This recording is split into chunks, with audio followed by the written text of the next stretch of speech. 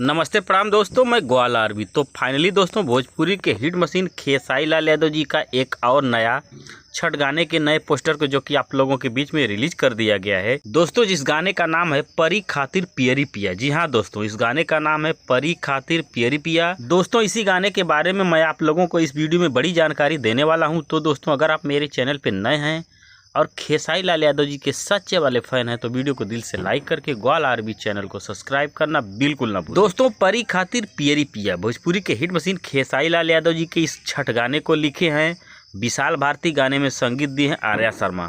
दोस्तों गाने को गाए भोजपुरी के हिट मशीन खेसारी लाल यादव जी और शिल्पी राज। जी हाँ दोस्तों, इस गाने को गाए हैं भोजपुरी के हिट मशीन खेसारी लाल यादव जी और शिल्पी राज ने।